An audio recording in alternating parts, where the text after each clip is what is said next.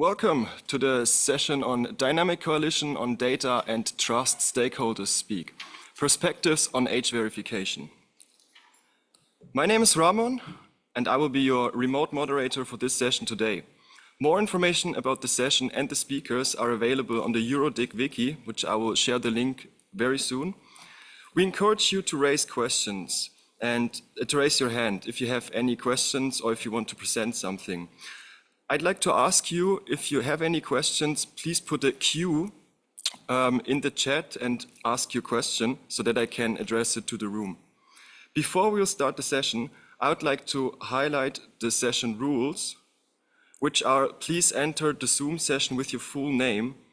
If you have to ask a question, raise your hand using the Zoom function. You will be unmuted and the floor will be given to you, and then you can raise a question. When you're speaking, please switch on your video. State your name and your affiliation, and do not share any links to the Zoom meeting, not even with your colleagues, please. Let me just, there we go. Now we'll send the information again in the Zoom chat, and I hand over to our moderator, Regina Fuchsova. Thank you very much, Ramon, for the information. A warm welcome from me as well to this session.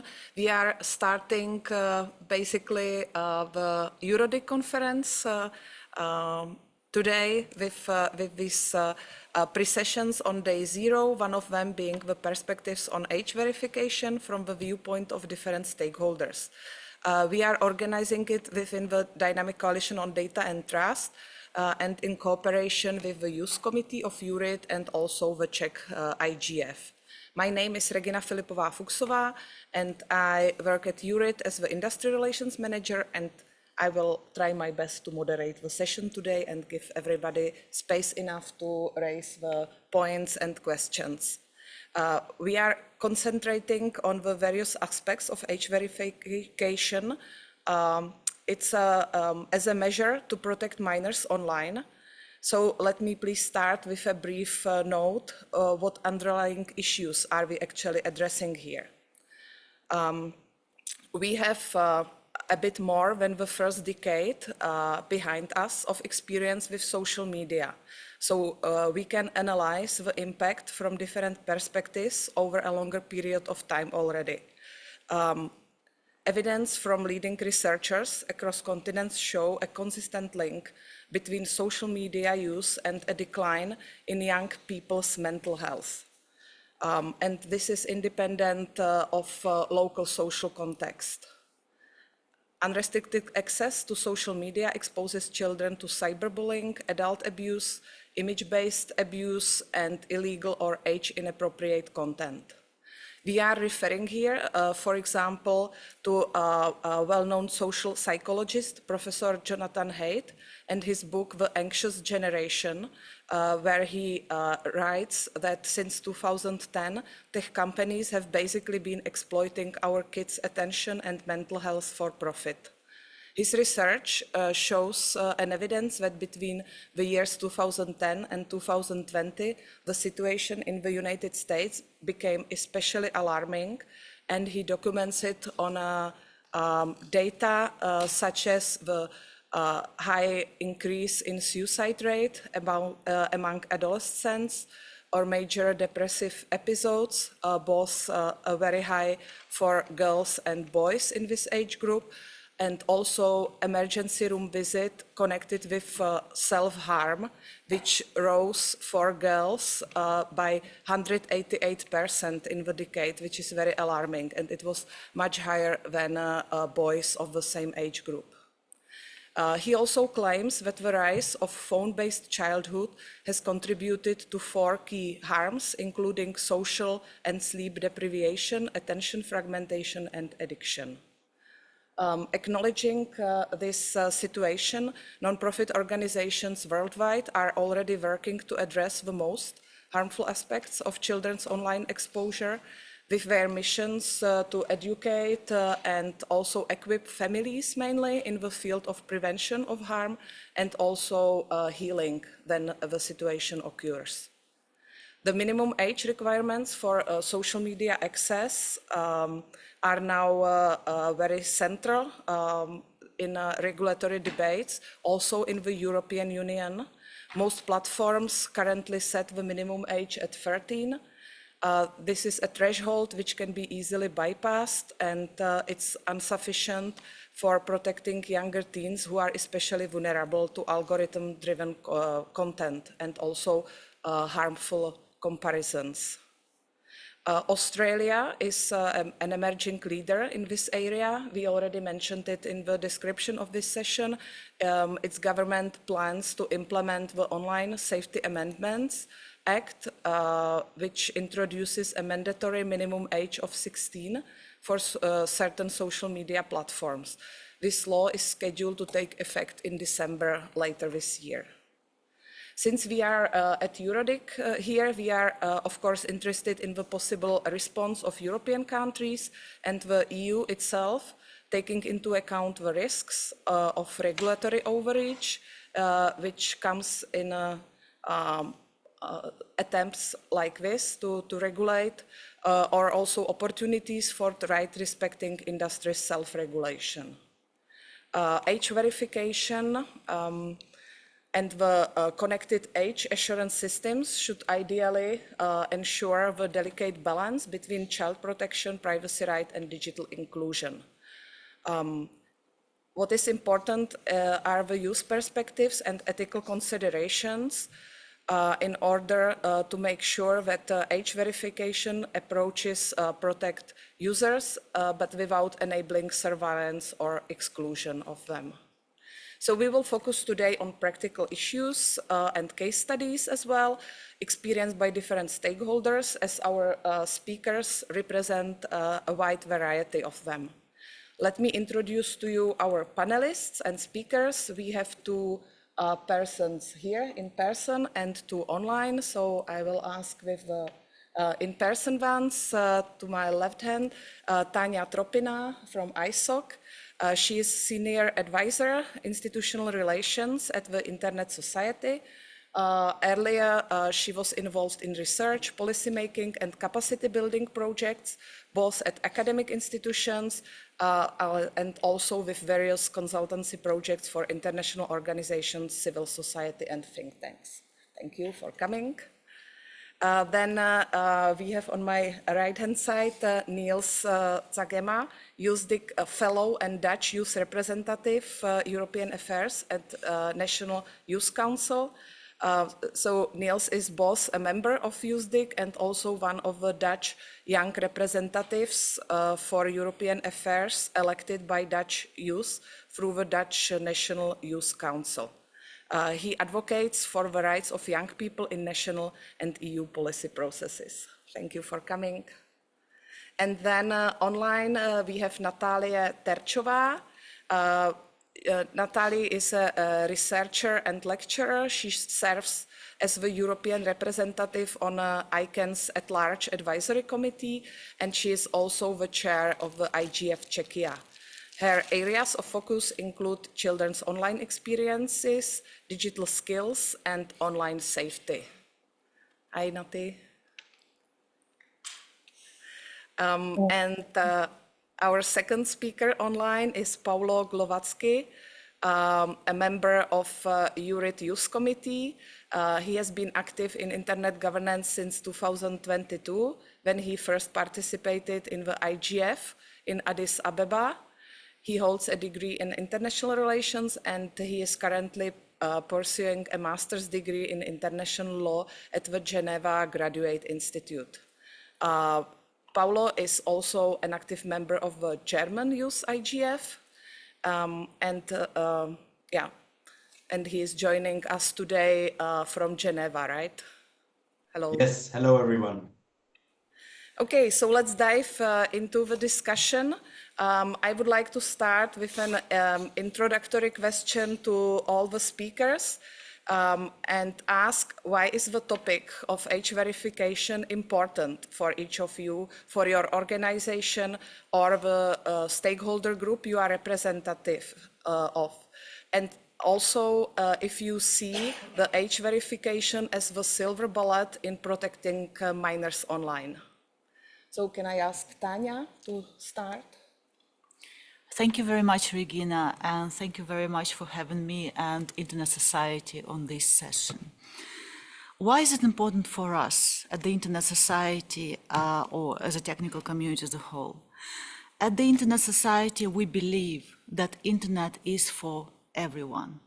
We work to make the Internet open, globally connected, secure, and trustworthy. And these are not just abstract values. Internet exists as a force for good in the society.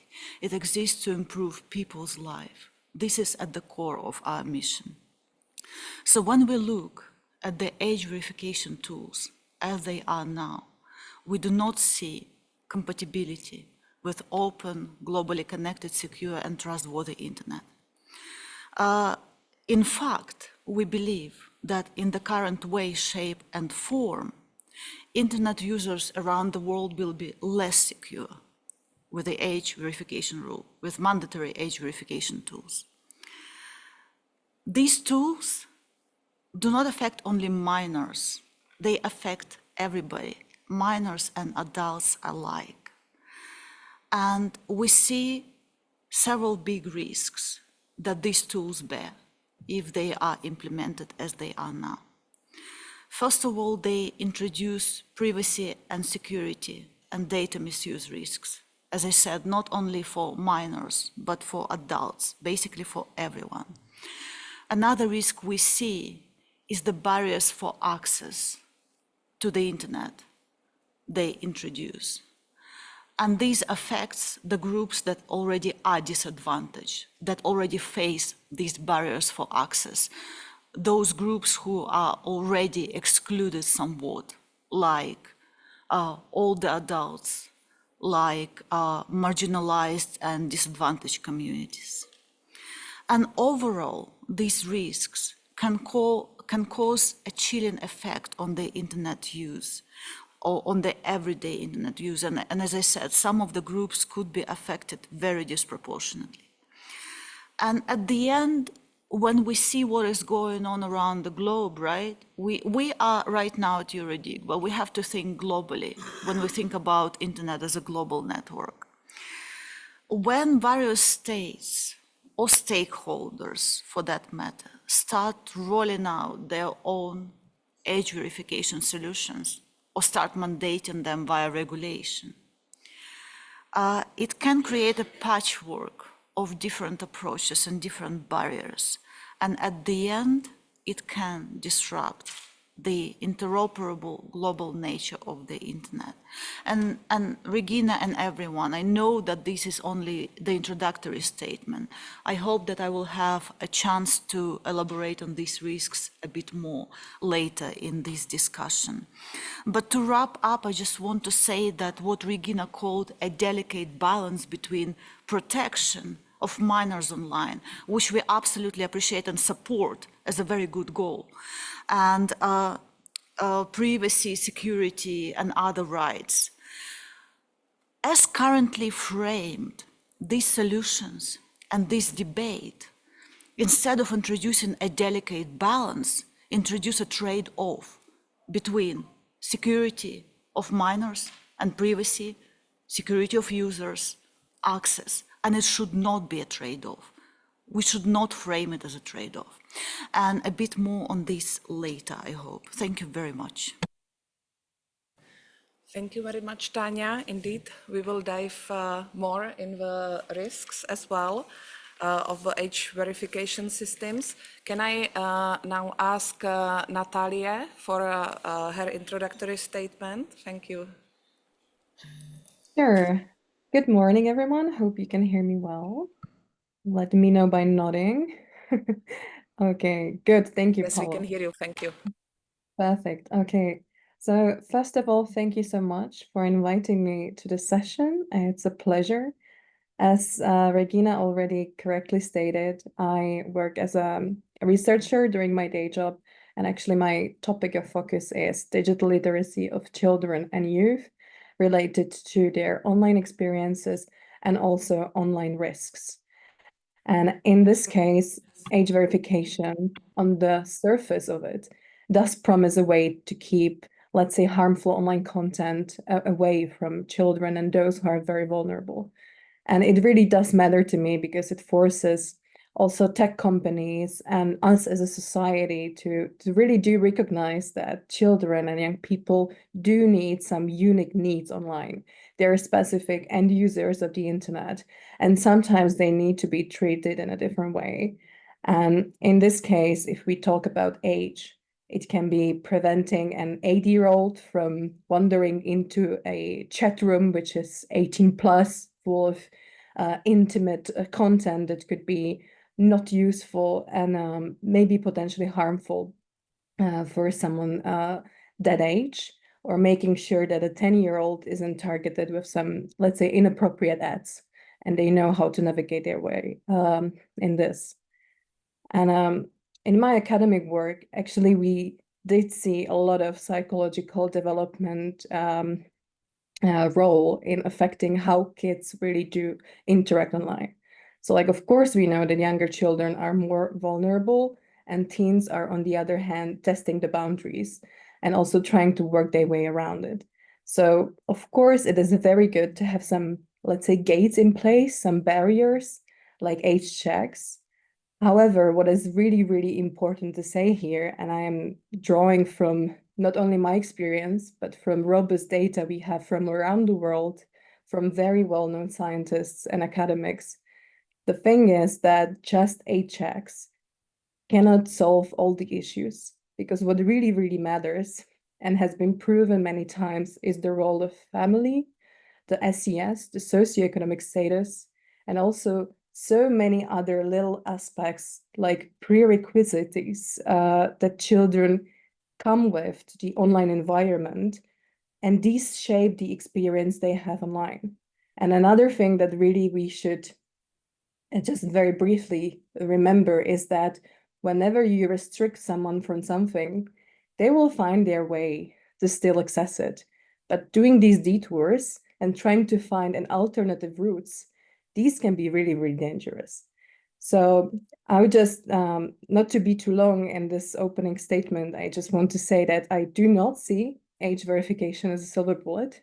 I really believe that no single tool can be a silver bullet or an ultimate solution.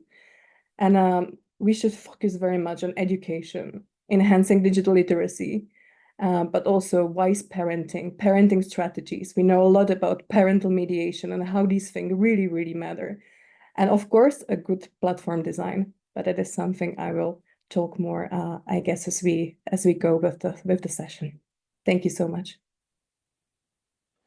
Thank you very much, Natalie. So yeah, it looks so far that it's not like a one-word answer to the problems which we depicted at the beginning. Can I ask Niels for his introductory statement now? Yes, you can. Thank you, Regina.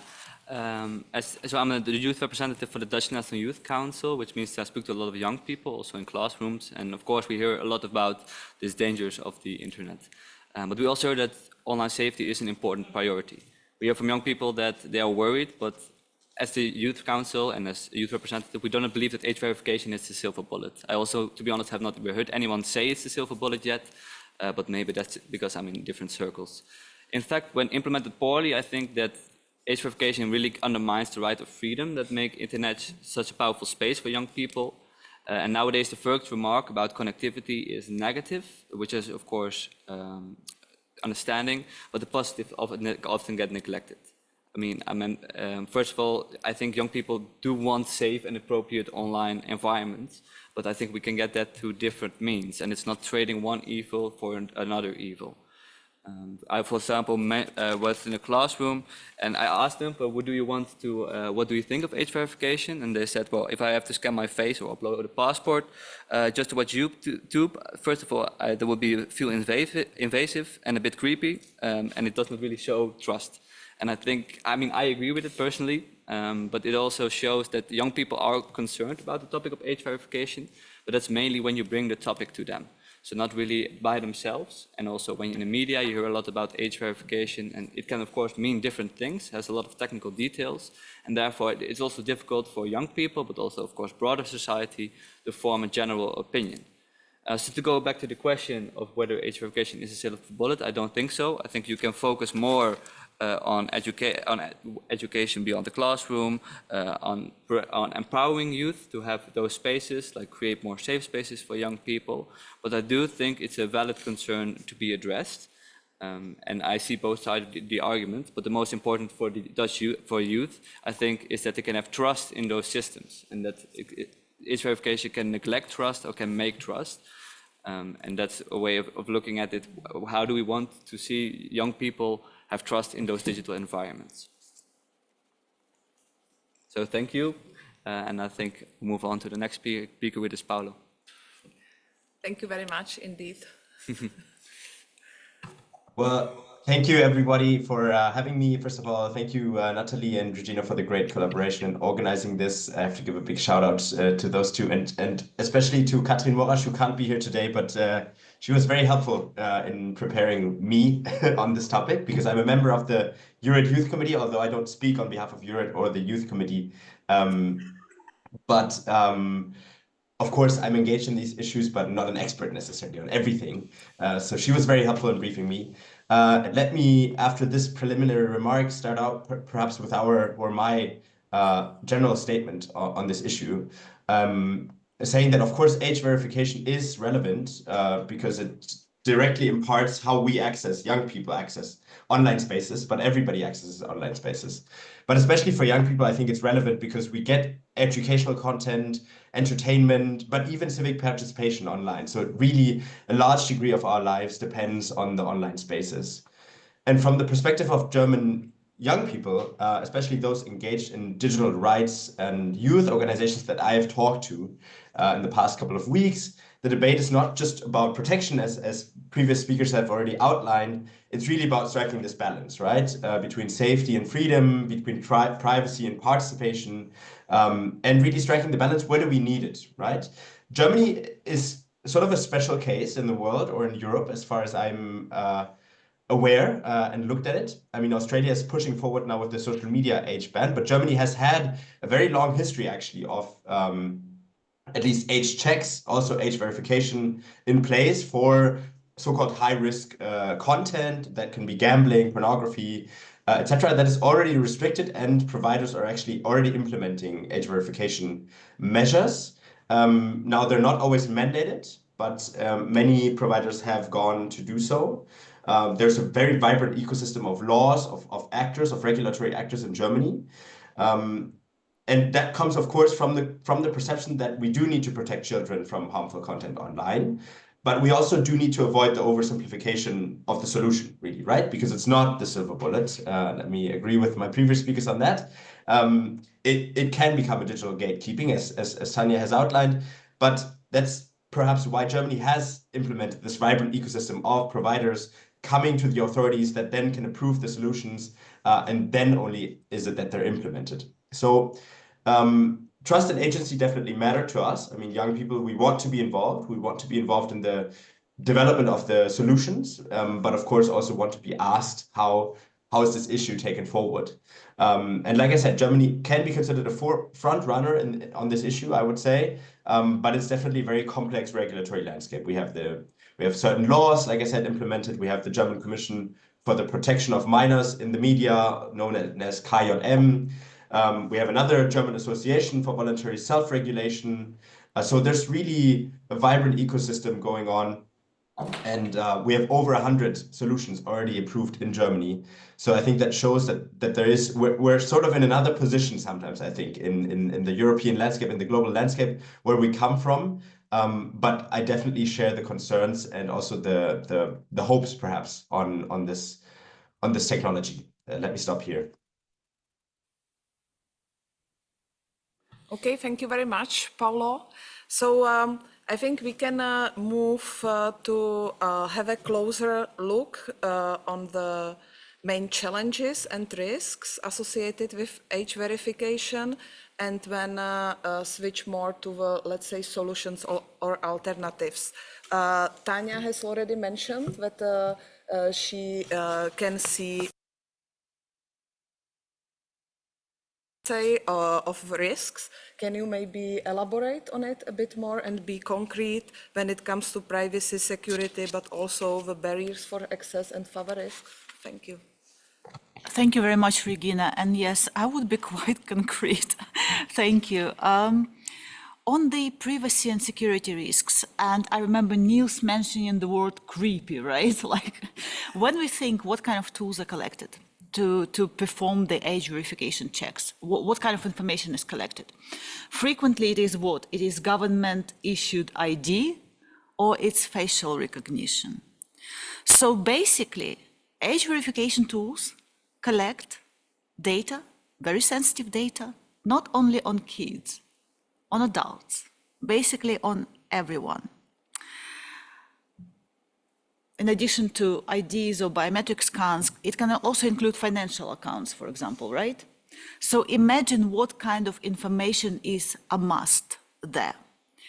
And immediately it exposes the users and platforms who collect and store this information to the risks of security breaches, privacy breaches, data misuse.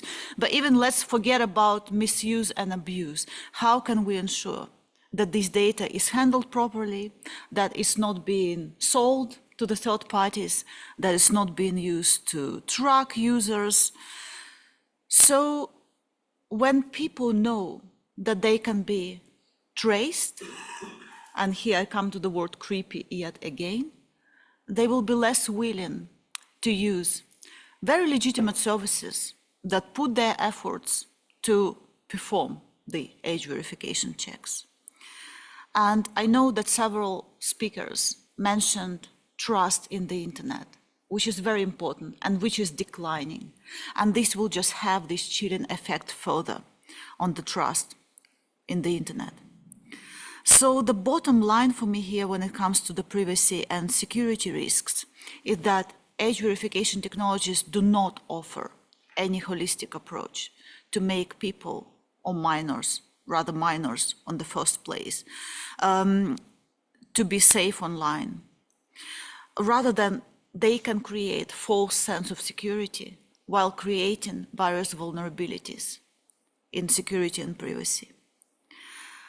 And in this regard, as a first step, I know that we're going to talk about solutions a bit later, but we believe that at a minimum, these age verification tools should be independently audited on whether they are actually compliant with privacy and security guidance, with reports available publicly, so researchers can access them. So this is on privacy and security risks. The second risks I mentioned was the risk of accessibility. And in this regard, the age verification tools can have a very chilling effect as well on everyday internet use. I'm coming back again on what information is collected and how. Government issued ID, financial accounts. Think about people who don't have government issued ID, or they live in a foreign country and their government issued ID is different from the government issued ID readable in a particular country. Think about people who cannot provide their government issued ID for any legitimate reason. It will affect them significantly. The same with the financial accounts. It sounds strange, but not everybody has a bank account. So these people will not use trustworthy services. They will probably go to very dark corners of the internet. And frequently this is going to be people who are already affected by the lack of inclusion and lack of access. People who will not have bank accounts or government issued IDs would already be vulnerable population groups, marginalized population groups, and older people. When we think about biometric tools, camera, again, it sounds strange, but not everybody has a webcam or a phone with a webcam. We also know that these tools do not perform well on people who don't have white skin tones. They can affect access for older people who will find the use of these tools challenging. You think that is simple, but for many it's not. It's not simple for people with cataract. It's not simple for people with health conditions like heart veins or people who are recovering from stroke. It's not that simple for them. It's a major access barrier. So in this regard, we believe that the access would be significantly hampered.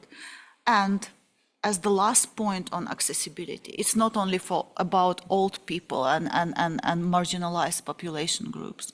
It's also about young people. Because when you think how the camera verification, how the biometric verification checks perform on young people, they have the range of several years. So some teenagers or young adults might also find it challenging when the range is not clear. So it's both for old people and young people. And finally, I said at the beginning that at the Internet Society, we do care about interoperable, globally connected Internet. And in this regard, the impact of all these access barriers, security risks, lack of trust, can have significant effect. And as I said at the beginning, the more countries are going to roll out these programs of age verification, mandatory tools, we might end up with internet interoperability being impacted, breaking on various layers. We believe that it does move forward. So if I may say, the horse is out of the barn. We cannot unroll these tools. But if we look at the international level, we probably need international standards.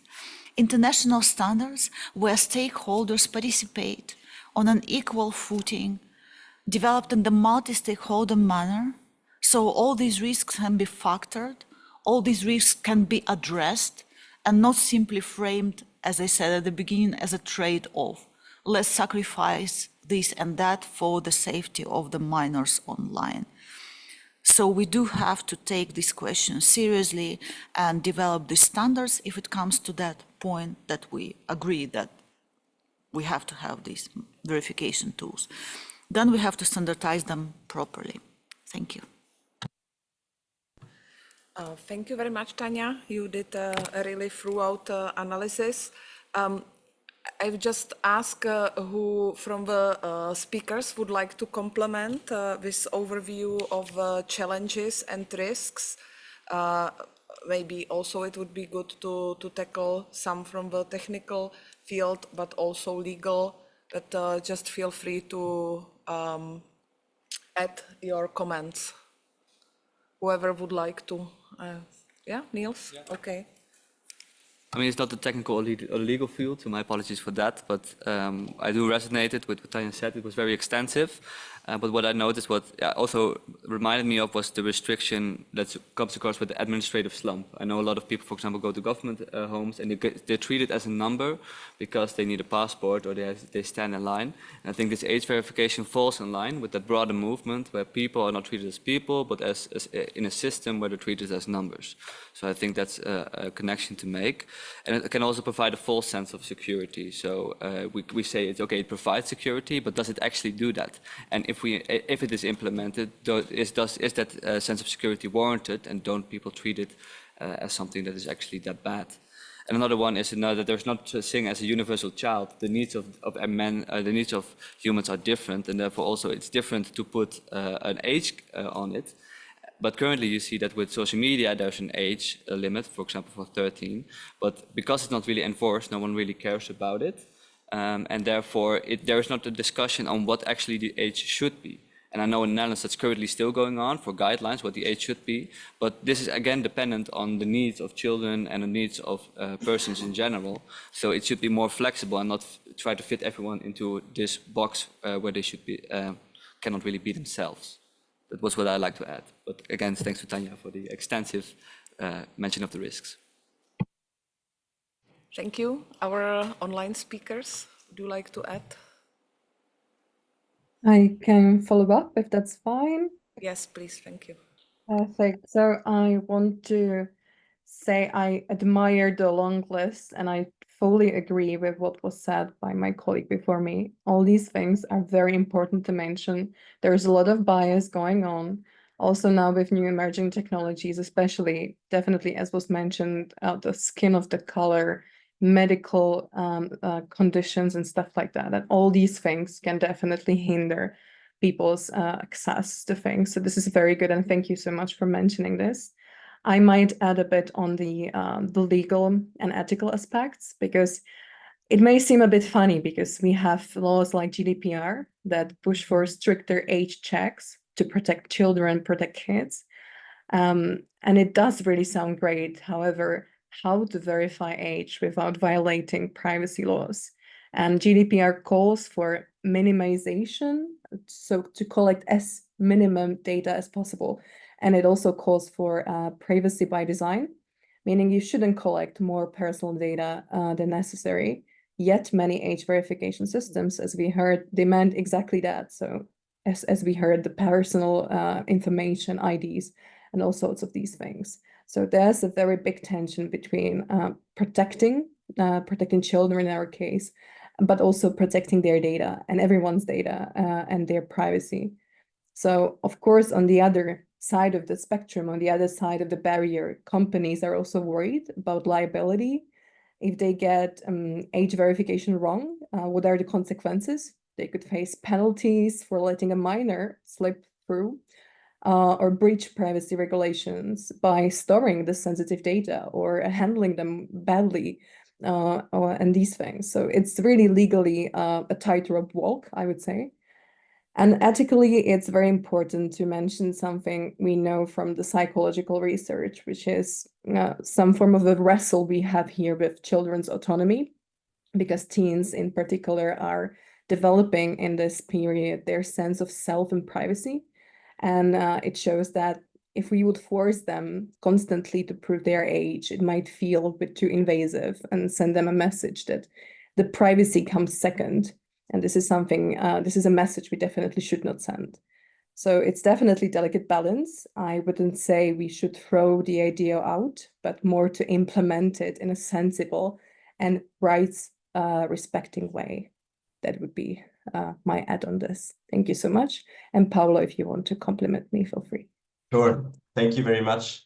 And perhaps drawing from my legal background, there's a lot of course, documents out there that are relevant, but I would just highlight one, perhaps the UN Convention on the Rights of the Child. I think globally that gives us a good standing. I mean, it has 140 signatories who've ratified, and in Article 13 especially contains the rights to freedom of expression, access to information online, as well as the right to privacy in Article 16. So I think, of course, those rights need to be balanced and taken into account. Globally, there's also a general comment, number 25 of the UN Committee on the Rights of the Child from 2021, that highlights this relation between children's rights in the digital environment. They're also reflected at the European level, and of course, those are sort of risk mitigating, I would say, laws that we have, or treaties, a treaty that is in place there. Now, perhaps at the European level, which is a bit more legalized and regulated even more, I see one challenge emerging on the horizon, which is the proposed regulation on to prevent and combat child sexual abuse, the CSA draft, which is currently under discussion at the European level. Nobody really knows where it's going to go, but it contains the issue of chat controls. So really controlling minors' chats and decrypting chats. That's, of course, goes beyond age verification, but that's a huge issue. And perhaps what I'm trying to go here with is, if you have a hammer, everything looks like a nail, right? I mean, the technology of age verification is not itself a bad technology, I would say, but the question is, how do we apply it, right? And I think I fully agree with what Tanya has outlined on the privacy concerns, the chilling effect. I would add perhaps the lack of transparency of most of these technologies. I mean, it's AI technologies, most of them, they're black boxes. We don't know how they function. The algorithms, we don't know how they're working. And then a common issue in content moderation always is over and under blocking, right? I mean, even if we do not implement age verification technologies, but just age perhaps if we restrict content, we always have, you know, stuff being filtered out. Let's just look at, you know, perhaps useful sex education or mental health content, right? That could be beneficial to people who would otherwise, due to their socioeconomic circumstances, not have access to this. That would be blocked or could be blocked to them. So these are concerns that we need to continuously address, I think, as we go. And of course, we have the issue that not everybody, and drawing back to the legal challenges here, not every country has ratified the UN Convention on the Rights of the Child. Countries have reservations on this. So we do risk having a fragmented landscape out there globally. And the EU also needs to take this into account. I mean, the Digital Services Act is yet another document that's relevant here. In Article 28 specifically targets children protections. So I think all of these need to be taken into account and balanced out, really, because they frame the discussion in legal terms. So that's what I would add to that. Thank you very much, Paulo. It brings us also to the never, let's say, or everlasting discussion about if online environment requires more or different measures and protections than the offline world. Maybe before we have a closer look to the, let's say, the positive side of what complementary approaches could be considered. If there is some question from the audience, either in general or any of the panelists or online, we can take them on. Yes, please. Thank you. I'm Tapani Talvainen from Electronic Frontier Finland. First, I must note I very much agree with the speakers, especially Tatjana has made the case very clear. But there's one point I want to highlight, that the main problem with age verification, at least it seems to require identification of users. And that is dangerous in itself. Especially it's also dangerous for the children in question. If a child tries to access, let's say, a site with not age inappropriate material, let's put it that way, I would rather not have that site know that identity of that child. Because the site managers may not be, well, let's say, might have some motives that are not ideal for the interest of the children. So especially children need to be able to browse the internet anonymously. Now, there are some technical ideas of how you could verify age without revealing the identity to that site in question, and that's something we might discuss at some point. I would be curious to hear if you think those might actually work. There are some theoretical possibilities, but I don't know if any have been implemented so far. Thank you. Would you like to react, Tanya? Thank you. Yes, absolutely. Thank you very much, Tapani. I think that, Regina, what you said when you move to questions, summing it up in a way like, does online world need the same solutions or protections as offline world? And I think it very much corresponds to what Tapani said. I think there are two layers of this question. First of all, if we perform verification in the physical world, should we perform verification in an online world? Because let's be clear here, we do perform age checks in the physical world, right? A child cannot buy alcohol. A child cannot buy a pack of cigarettes. Does it mean that we have to transpose these ideas and solutions to the online world? And here the question becomes acute. Because in the offline world, the age verification is temporary. You show your ID or you don't show your ID, and you walk away. It's done and gone. Online, the data is gone. It's not you who are gone. The data is gone. And this is why I would say, no, we cannot equal these two. We have to factor in different risks, and this is what you said, Tapani. It can endanger those very children. It's interesting, there is something that I made a note of when Natalie was speaking about platforms, providers, operators being at risk of fine if a minor slips through the age verification. And I understand the risk. The problem for me is that they are not at risk if they exclude an older person from access to legitimate services, if they exclude disadvantaged groups from access to legitimate services, they are not at risk of any fine. And this feels like a big inequality in terms of what kind of barriers and risks we are creating for our society. And also, we can improve societal trust and protection in the physical world by performing age verification checks. But in an online world, in fact, from what I've heard, we're not improving trust. We're decreasing trust. We're trying to solve huge societal problems with, and harms with only technical tools. And here again, I would agree with Natalie, that the problem is so, it has so many aspects than just looking at technology and this formalistic approach, this layer, where I perform verification and how accurate it is just simply not working. Thank you. Thank you, Tanya. We have another question. Hey, hello, good morning. My name is Thorsten Krause. I'm coming from the Digital Opportunities Foundation in Germany.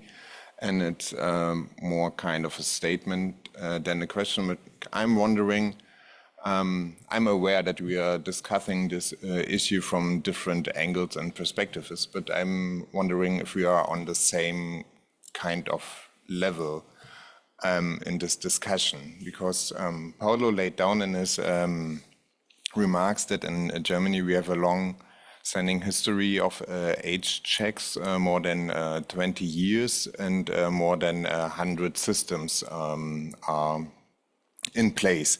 And in this history, and that's, I think, what maybe is kind of hurdle to overcome here is we are discussing about the protection of minors, so keep children out. That's also what's discussed in Australia, and I don't like this approach because as a child rights advocate, I am in favor of the participation of children. And I think we have to go kind of a shift that age assurance mechanism and tools can be a key tool or a kind of a precautionary measure for creating age-appropriate digital environments, and where not children keep out, but maybe we keep out adults to have safe spaces for children. Then when we compare it with the offline world, like Tanya does, what I really like is, then we have such checks also. You will see if an adult is going in a kindergarten, a safe space for children. You will see that it is not a person of the same age. Online, we don't know if we have a chat room for children, which is meant for children, and if there are going adults on because they want to offend, for example, children. We will not recognize that. But age checks can be a tool to find a solution for this age-appropriate, safe participation for children. I totally agree on the concerns with current mechanism of these tools. You have barriers because not everyone have a financial account or a bank account. Not everyone has an ID, that's true. It's creepy to scan your face, and it's not just creepy, it's from a child rights perspective, it's totally invasive and not safe to work with all these data of children. But from me, I would like to see us not to stop here at that stage, but to think how to overcome these challenges and how to create tools that secure the privacy and anonymity of all users by checking their age, and how to realize that. And the German government has developed such a system together with the Fraunhofer SIT in a double blind mechanism working with data that already exists. So there is no new data generated. And in the end, the service will just get an answer yes or no. If the user, which the service don't know, who is the user, if he should be allowed to go in this space or to get this content or not.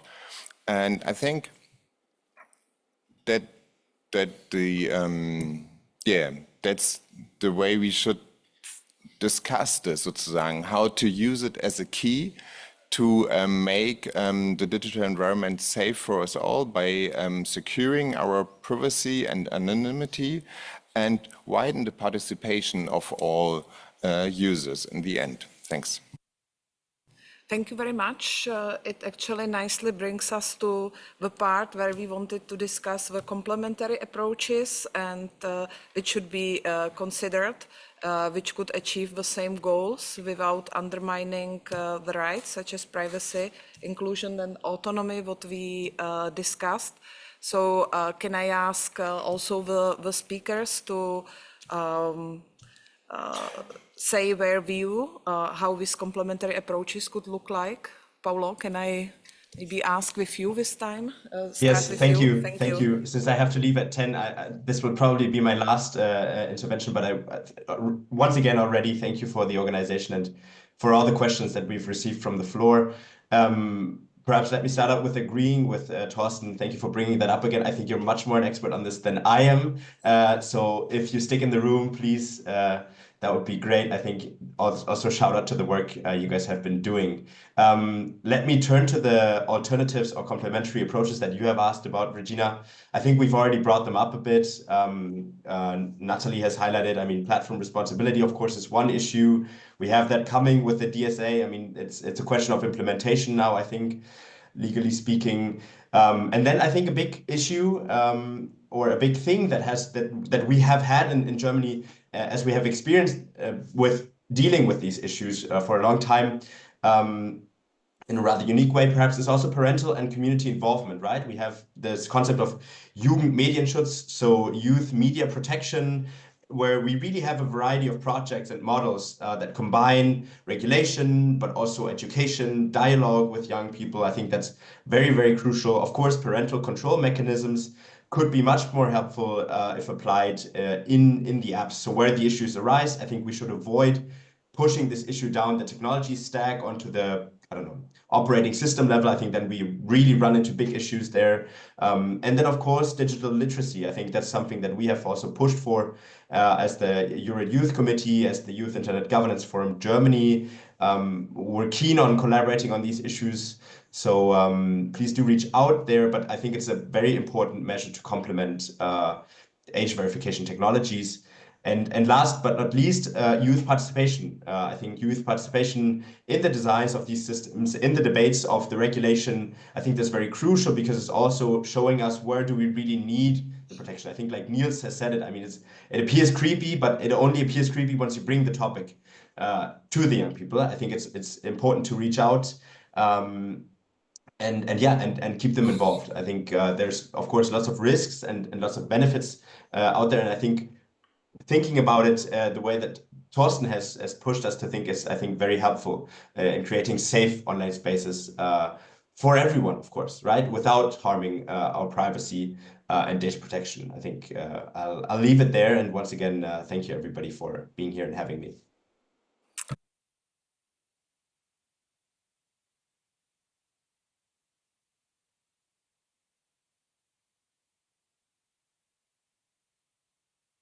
I actually cannot hear the room.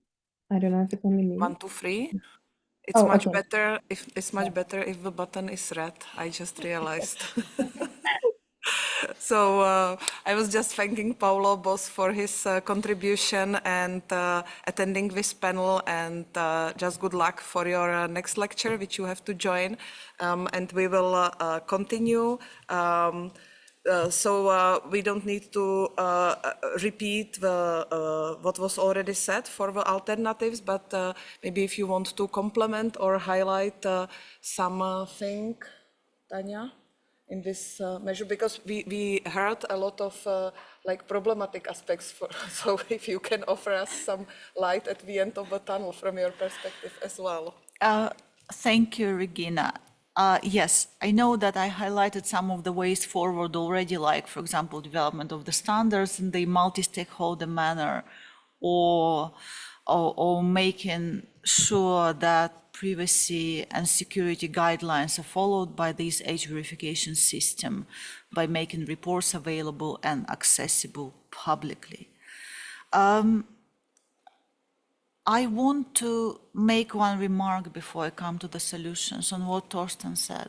And that actually, I think, brings me nicely to my sort of concluding words about solutions. The idea of safe spaces sounds very, very compelling when we think about children and protecting children. But we will have to bear in mind that, and you said it yourself, that safe spaces will again require age verification. So here we come again. How do we look at this layer of technology? And to me, the way forward would be to look at this layer of technology not separately from everything else. As a German, I have a huge belief in the ability of Fraunhofer Institute to create something that would be bulletproof, absolutely, foolproof. I believe in it. The point that if we try to solve complex societal problem with technology, we need to look beyond technology. And this is it. We need to look at who is included, who is excluded, how.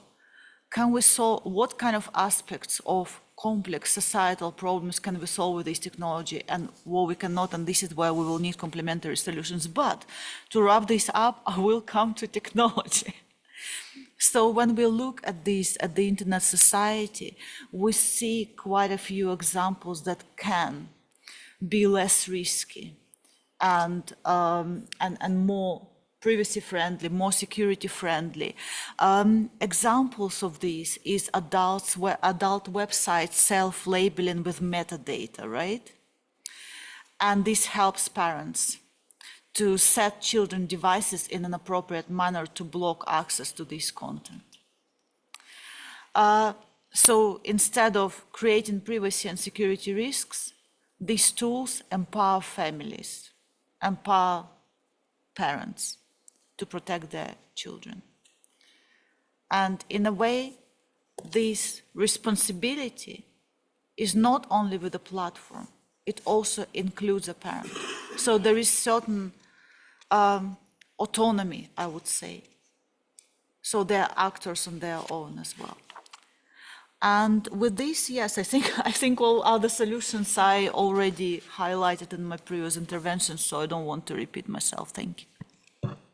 Thank you very much. Niels, would you like to add? Yes, I would like to add only, for example, the fact that, I mean, many people believe that the internet was not really designed for young people. So think of youth-specific platforms and not only seeing what to ban, but provide alternatives that are really safe for young people in which they can better navigate the internet. And I like what Paolo said about digital literacy, because you hear it a lot. But I think we're addressing two different problems, both with age verification, for example, with social media and more addictive content and more like harmful content like adult websites. And they're both on the umbrella of age verification. So that we also need to look for each specific problem, what the solution might be. And again, with parental and societal control, I'm a bit hesitant about how parents can influence children. I think children should have more autonomy and have the right to develop as adults without the parental narrative. But there is a role for the parents and for society in general to say, okay, this is normalized, this is not normalized. And as an alternative to age verification, I think we can much better put blame or the harm on other sides of the story. And then I'm mainly talking about, for example, social media and not about the harmful websites. But that we really say, okay, there are alternatives, but are we really using them? So it fits in a picture that's much broader than age verification, but about how we want to use the internet and how youth-specific that is. Also, another point is that youth participation is often mentioned as like a good thing, then we can create trust for young people, but bad youth participation kind of hurts the cause. So I think it's often also to look critically at how youth participation is done, especially with regards of like technical solutions such as age verification, and really have a critical look on it. Okay, is this actually something that young people can agree with? So those, I think, are some alternatives and some remarks I wanted to make.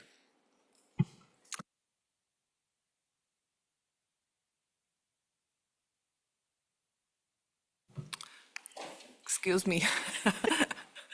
Yeah, it's not very inclusive here, at least not obviously for my age. Natalie, can we ask you for your viewpoints? Thank you.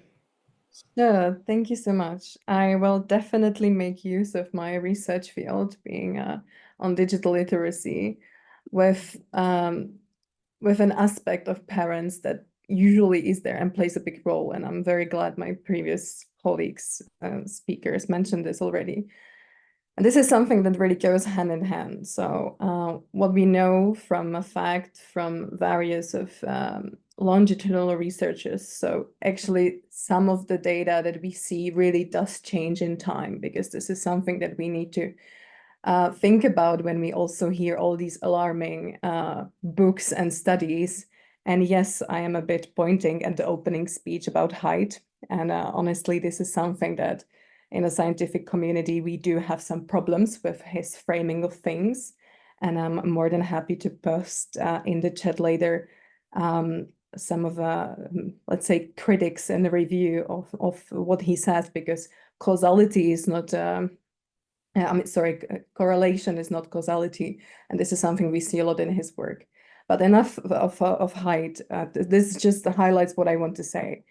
One thing is that parents do play an important role in enhancing digital literacy, but this mainly works for younger children. But as children grow older, and especially in the older adolescents, let's say from 15 years old and later, they rely more on their peers for support and also some lifestyle choices when it comes to accessing various content online. So actually, in some of the studies we did that were longitudinal, and parents were trying to, we say, mediate, so pretty much tell their children how to react online, what to access, what not to access, and what types of risks they can encounter. We could see that even though they try and they really do as much as they could as parents, it does not really affect very much if they can actually mitigate the risks and if they do enhance their digital literacy levels. But there are some other aspects in place that play a more important role than parents, especially in this age group. But what really, really matters is the ethical compass and some of the values we pass on our family members, on our friends, on our, well, generally the kids and the young people in our area. Because we can see, and this is something that was not done before as much, when people do encounter some harmful online content, and here I mean people as children, they have different outcomes of such encounters.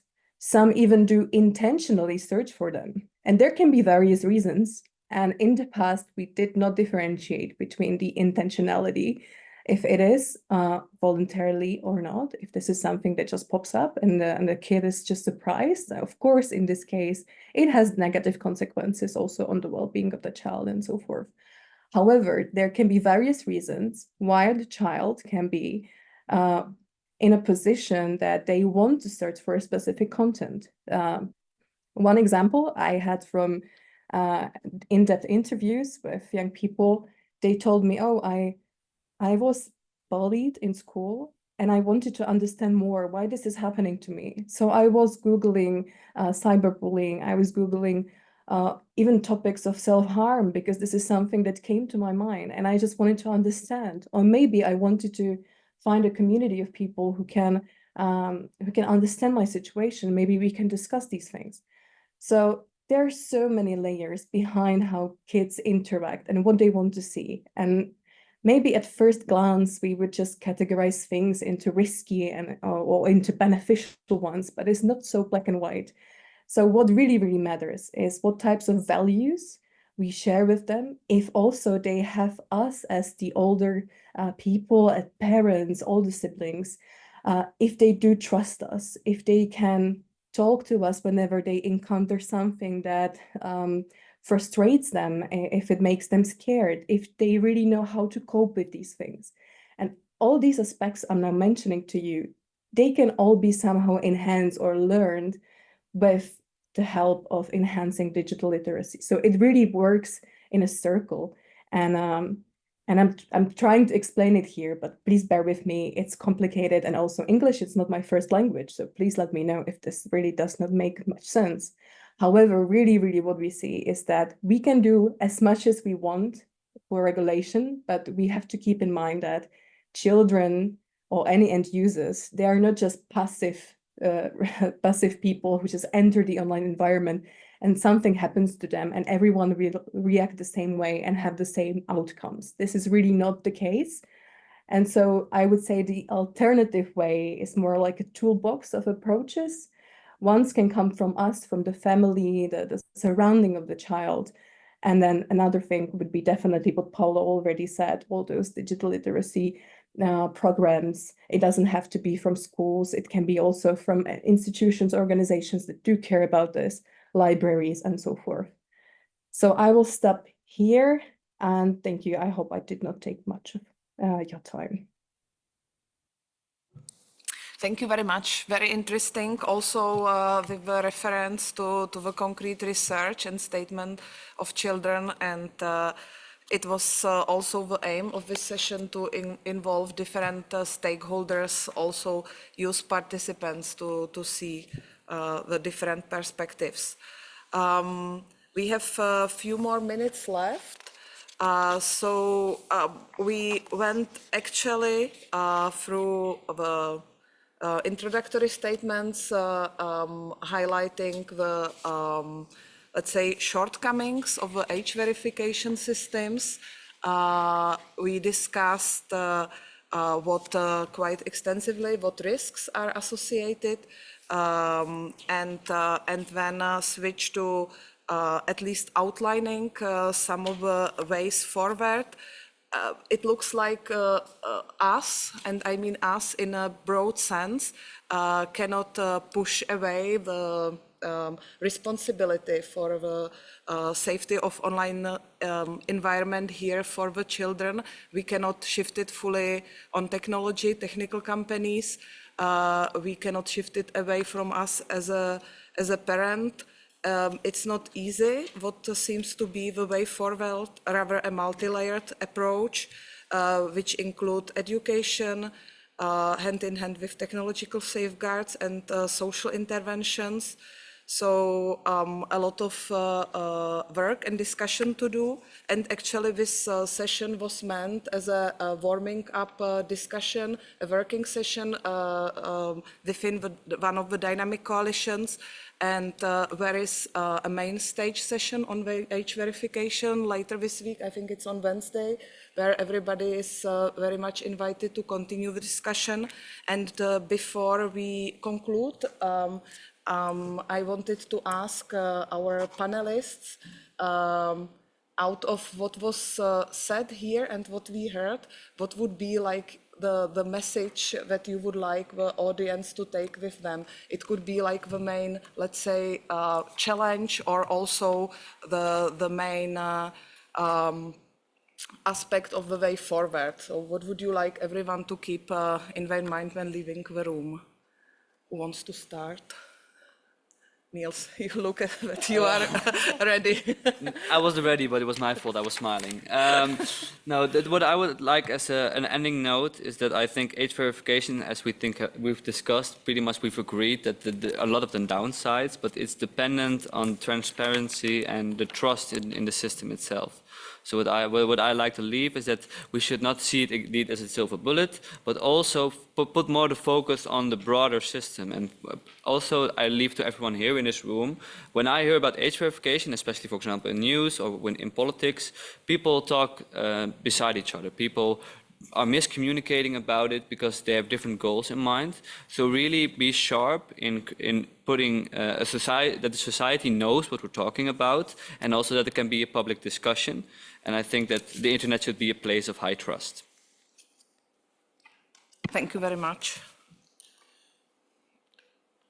Tanya? I think my main message would be that we cannot make children, minors or young adults more secure online by creating huge security risks and including other groups of people who benefit also from open, globally connected and secure internet. We should never ever make it a trade-off. We should never frame it as a trade-off. Everybody should be safe online. Everybody should be secure online. Nobody should be excluded from access to the internet. Thank you. Thank you very much. Natalie? I would say don't underestimate children. They will find their way how to work around our regulations and restrictions. They are not just passive consumers. And technologies and the internet is just a tool, and it's up to us or up to the children how they will use it. And they do have the full right to benefit from technologies and the internet as much as we do. There are definitely risks offline, but there are also risks online. So let's be here for them, be the guides for them, and make the most so that they can minimize the risks they encounter in their lives, but still make the most of the benefits that also technologies offer for them. Thank you very much. This is definitely also a very important aspect to take into account. We are almost at the end of our session with the time. So if there is one or two comments from the audience or from online, we can still take it up. If not, then thanks a lot to our speakers. It was very interesting. Thank you very much. And take this as an invitation to discuss the age verification and the connected issues, not only in the working groups and dynamic coalitions which are connected with this topic, but also later this week here at EuroDIG. Thank you very much. Thank you very much. Have a nice day. Thank you all for the attendance. The next session will be the IGF Youth Track, AI Empowering Education through Dialogue to Implementation. We start at 11 a.m., so that means there's now a 45 minutes break. Running outside the Oh, good. And obviously more information, as already mentioned, you can find on the EuroDIG wiki. Thank you so much. Okay, thanks.